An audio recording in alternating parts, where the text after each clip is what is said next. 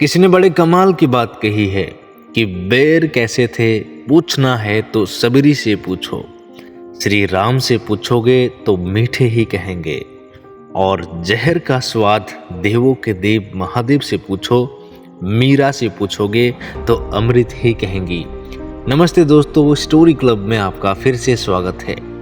आपके लिए एक बड़ी छोटी सी कहानी। ये कहानी है तीर्थ यात्रियों से भरी बस की, जो सभी तीर्थ दर्शन करने के बाद वापस लौट रहे थे। पहाड़ी का रास्ता था, सभी भजन कीर्तन गा के मस्त से आ रहे थे और सुहाना मौसम भी था, सब कुछ ठीक ठाक चल रहा था। लेकिन हुआ यूं कि अचानक से मौसम पलट गया, तेज आंधी तूफान आया, आसमान घने काले बादल छाए। तभी कुछ देर में जोर की बारिश होने लगी और साथ में बिजलियां कड़कने लगी, और कुछ ही देर में सारा मौसम डरावना हो गया और बस से थोड़ी ही दूर एक बिजली आकर गिर गई और सारे लोग शांत हो गए और कहने लगे कि पता नहीं हमारे पाप भगवान ने क्षमा किए या नहीं। हम तीर्थ स्थल जाकर आ गए, दर्शन कर आ गए हैं। ड्राइवर जो कि बस को धीरे धीरे आगे बढ़ा रहा था, तभी थोड़ी ही दूर पहाड़ पर एक और बिजली आकर गिरी और अंदर बैठे लोगों को लगा कि हमारा जीवन समाप्त होने वाला है और प्रभु ने हमें क्षमा नहीं किया। हम तीर्थ दर्शन करके आए, फिर भी हमारे पाप नहीं मिटे। और ड्राइवर ने बस को साइड में लगाया और बस में बैठे लोगों के पास आ गया। यात्रियों से कहने लगा कि मुझे ऐसा लगता है कि बस में एक ऐसा व्यक्ति बैठा है जिसके पाप प्रभु ने अब तक माफ नहीं किए, लेकिन आज उसका जाना तय है।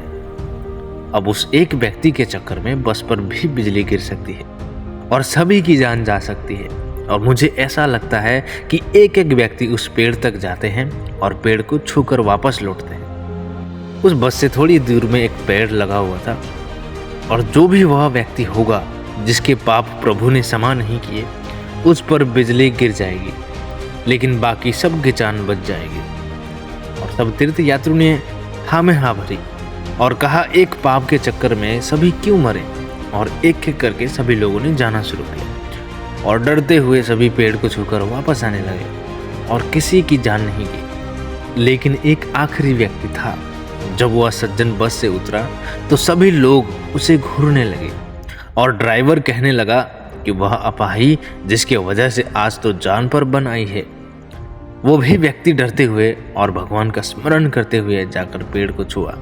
तभी जोरदार बिजली गिरी, लेकिन पेड़ पर नहीं बल्कि उस बस पर गिरी और सारे लोगों की जान चली गई। सिर्फ वह इकलौता ऐसा व्यक्ति था जिसकी वजह से बस में से सब लोग सुरक्षित थे, और जैसे उस बस से बाहर आए सबकी जान चली गई।